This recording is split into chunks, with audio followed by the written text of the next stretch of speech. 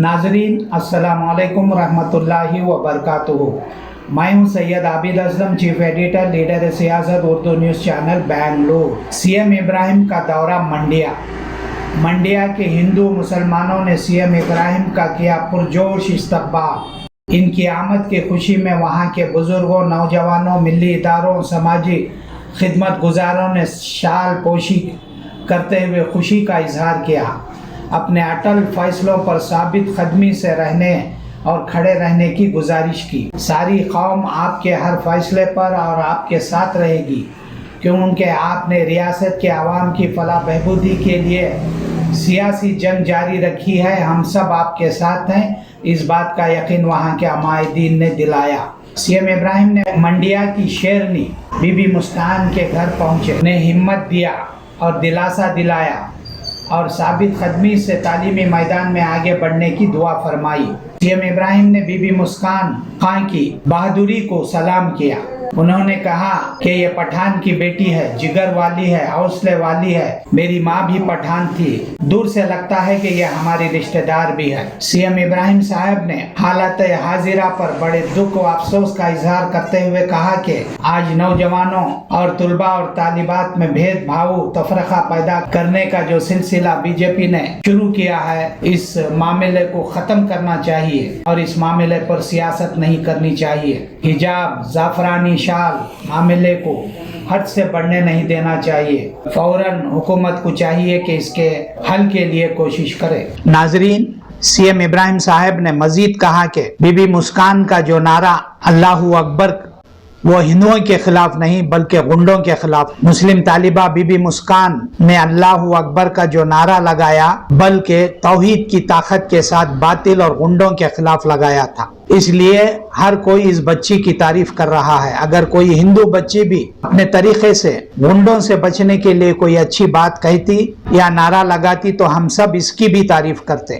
मंडिया के PES college में जाफरानी शाल पहनकर जय श्री राम के नारे लगाते हुए जिन गुंडे अनासिर ने बीकाम के तालिबा मुस्कान को डराने की धमकाने की कोशिश की थी, उसके जवाब में वो नारा था। साबिक मरकजी वजीर और मौजूदा एमएलसी जनाब सीएम इब्राहिम साहब ने जुम्मा के दिन मंडिया में मुस्कान के घर जाकर इनसे मुलाकात की और दुआ भी दी। इनके वालिदैन को भी हिम्मत बांधी कि हक की हमेशा जीत होगी। तमाम हिंदुस्तान के सेक्युलर आवाम और मिल्लत के अहबाब आपके साथ खड़े हैं। वो खौफ ना खाए, अल्लाह की अजमत का नारा हमेशा बुलंद रखे। अल्लाह ताला कभी अपने चाहने वालों को मायूस नहीं होने देता। ये बात हमने तारीख में पढ़ी है और तारीख में सुनी भी है।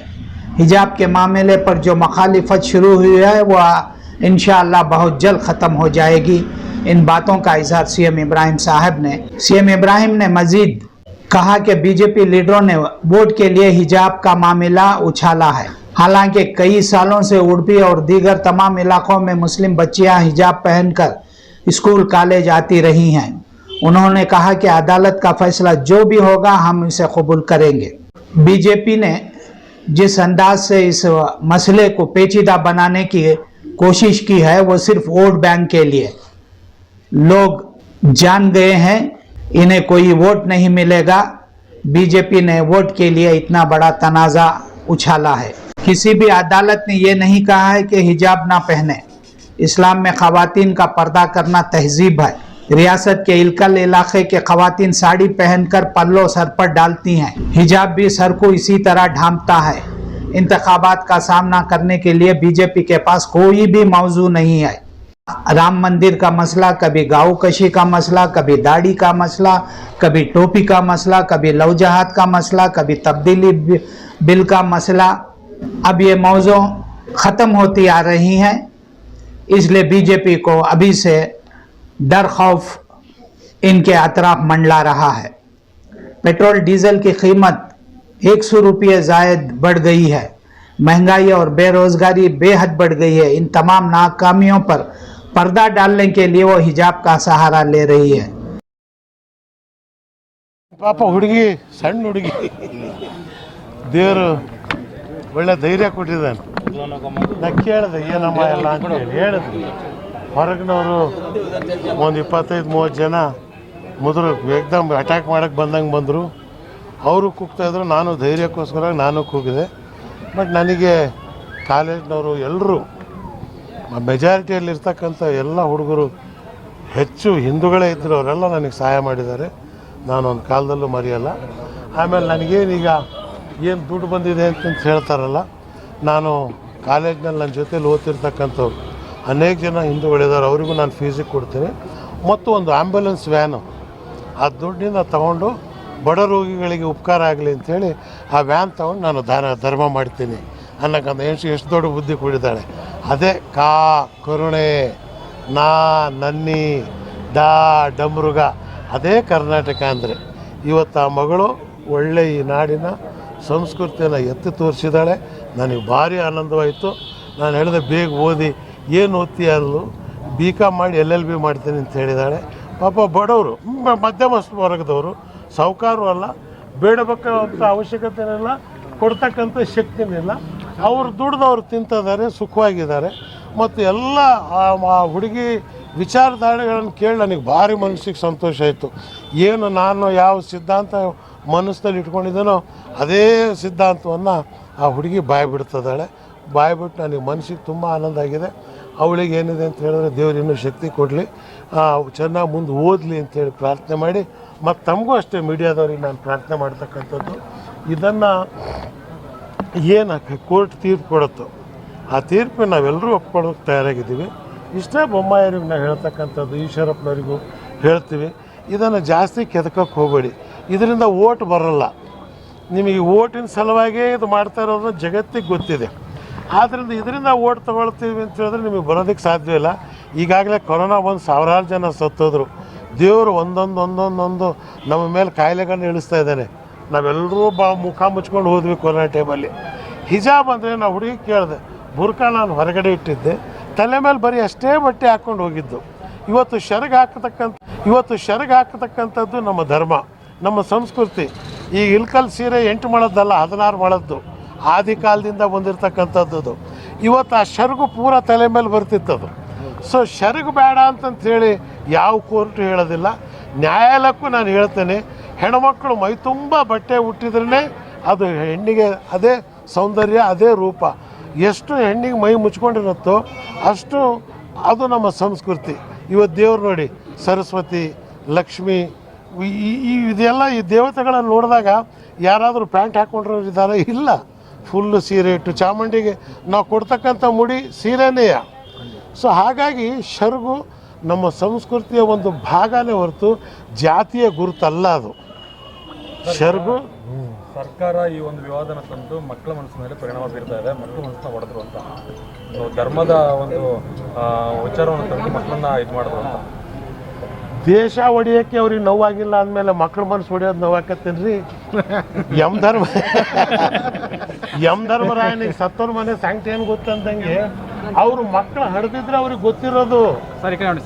ಮಕ್ಕಳು ಅವ್ರು ಹಡ್ದಿದ್ರೆ ಅವ್ರಿಗೆ ಗೊತ್ತಿರೋದು ಮಕ್ಕಳ ಸಂಕಟ ಏನೋ, ಮಕ್ಕಳ ಕಷ್ಟ ಏನೋ, ಮಕ್ಕಳು ಹೆಂಗೆ ಓದ್ತವೆ, ಏನಾಗ್ತವೆ, ನಾವು ಹೇಗೆ ಬದುಕಿದ್ದೀವಿ, ನಾವು ಹೇಗೆ ಬಾಳ್ತೀವಿ, ಇದು ಆ ಸಂಸ್ಕೃತಿಯಲ್ಲಿ ಬೆಳೀಲಿಲ್ಲ ಅವರು. ಆದರೆ ಇವತ್ತು 99% ಜನ ಕರ್ನಾಟಕದಲ್ಲಿ 99.9% ಕೂಡ ನಿಮಗೆ ಕಮ್ಯುನಲ್ ಸಿಗೋದಿಲ್ಲ. ಇವತ್ತಿನ ದಿವಸ ನಾವೆಲ್ಲರೂ ಕೂಡಿ ಬಾಳೋಣ, ಕಲಿತು ಬಾಳೋಣ ಅನ್ನಕ್ಕಂಥ ಜನರೇ ಇದ್ದಾರೆ ಹೊರತು ನಾವು ಬೇರೆ ಬಾಳೋಣ ಅನ್ನಕ್ಕಂಥದ್ದು ಇಲ್ಲವೇ ಇಲ್ಲ. ಈ ಗುತ್ತಲು ನಾನು 1969 ಇಸ್ವಿಯಲ್ಲಿ ಚೌಡಯ್ಯನವ್ರ ಎಲೆಕ್ಷನ್ ನಿಂತಾಗ ನಾನು ಆವಾಗ ಬಂದಿದ್ದೆ ಇಲ್ಲಿಗೆ. ಅವತ್ತಿಂದ ಇವತ್ತಿನವರೆಗೂ ಕೂಡ ಈ ಸಂಪರ್ಕ ಮಂಡ್ಯ ಜಿಲ್ಲೆಯಲ್ಲಿದೆ. ಫಸ್ಟ್ ಬಂದ ತಕ್ಷಣ ನಿಮಗೆ ಗೊತ್ತಿದ್ದು, ನಾನು ಗುತ್ಲಿಗೆ ಹೋಗಿ ಚೌಡಯ್ಯನವ್ರಿಗೆ ಸನ್ಮಾನ ಮಾಡಿ ಹಾರ ಹಾಕಿ ಅವ್ರ ಆಶೀರ್ವಾದ ತೊಗೊಂಡು ಆಮೇಲೆ ಇಲ್ಲಿಗೆ ಬಂದಿದ್ದೆ.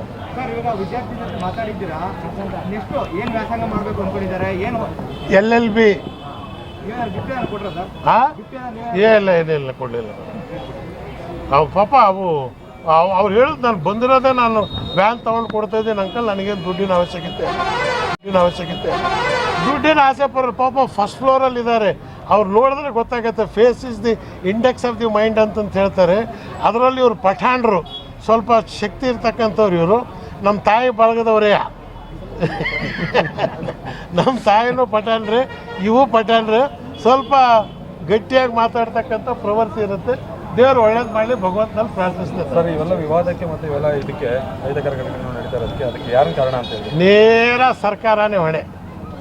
ನೇರವಾಗಿ ಬಸವರಾಜ ಬೊಮ್ಮಾಯಿ ಹೇಳ್ತೀನಿ, ಬೊಮ್ಮಣ್ಣ ನಿಮ್ಮ ಅಪ್ಪ ನಮ್ಮ ಜೊತೆಯಲ್ಲಿದ್ದ, ನೀನು ನನ್ನ ಜೊತೆಯಲ್ಲಿ ಓಡಾಡಿರ್ತಕ್ಕಂಥವ್ನು. ಹುಬ್ಳಿ ಈದ್ಗಾ ಮೈದಾನ ಪರಿಹಾರ ಮಾಡ್ಬೇಕಾದ್ರೆ ನನ್ನ ಮಗ ಸತ್ತಾಗ ನಾನು ನಿನ್ನ ಜೊತೆಗೆ ಬಂದೆ. ಭಾರತ್ ಮಾತಾ ಕಿ ಜೈ, ಹುಬ್ಳಿ ಈದ್ಗಾ ಧ್ವಜ ಅವತ್ತು ಹಾರಿಸಿದ್ವಿ ನಾವು. ಬಸಣ್ಣ ದಯವಿಟ್ಟು ಕೈ ಮುಗಿತೀನಿ, ಜೀವನನೇ ಶಾಶ್ವತ ಅಲ್ಲ ಕಣಪ್ಪ, ಅಧಿಕಾರನೂ ಶಾಶ್ವತ ಅಲ್ಲ. ನೀನು ಮುಖ್ಯಮಂತ್ರಿ ಇರ್ಬೇಕಾದ್ರೆ ಮಕ್ಕಳಿಗೆ ಹೊಡೆದಾಟ ಹಚ್ಚಿ ಹೋದ ಅನ್ನೋ ಕೆಟ್ಟ ಹೆಸರು ಬೇಡ ಕಣಪ್ಪ. ನಿಮ್ಮ ಅಪ್ಪನ ಆತ್ಮಕ್ಕೆ ಶಾಂತಿ ಸಿಗ್ಬೇಕಾದ್ರೆ ದಯವಿಟ್ಟು ಈ ಎಲ್ಲ ಮಕ್ಕಳನ್ನ ಒಂದು ತಾಯಿಯ ಮಕ್ಕಳಂತೆ ನೋಡ್ತಕ್ಕಂಥ ಒಂದು ಪ್ರವೃತ್ತಿ ನೀನು ತಗೊಂಬಾರ ಬೊಮ್ಮಣ್ಣ. ಇಷ್ಟೇ ನಾನು ನಿನಗೆ ಕೇಳ್ತಕ್ಕಂಥದ್ದು.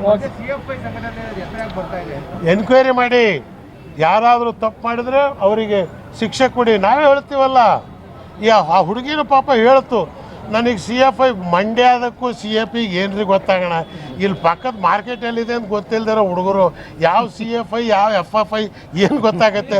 ಎನ್ಕ್ವೈರಿ ಮಾಡಿ, ತಪ್ಪಿದ್ರೆ ಮಾಡಿ. ನನಗೆ ಯಾರ್ಯಾರು ಗೊತ್ತಿಲ್ಲ ಅಂಕಲ್, ನಾನು ಸ್ಕೂಟ್ರ್ನಲ್ಲಿ ಸೋತ ತಕ್ಷಣ ಹಿಂಗೆ ಕೂಗೋಕ್ಕೆ ಶುರು ಮಾಡಿದ್ರು. ನಾನು ಧೈರ್ಯಕ್ಕೆ ತಂದ್ಕೊಳ್ಳೋದಕ್ಕೆ ಅಂತೇಳಿ ನಾನು ಕೂಗಿದ್ದು ನಿಜ ಅಂತ ಇಷ್ಟು ಮಾತ್ರ ಆ ಮಗಳು ಬಾಯಿ ಬಿಟ್ಟು ಹೇಳ್ತೀನಿ.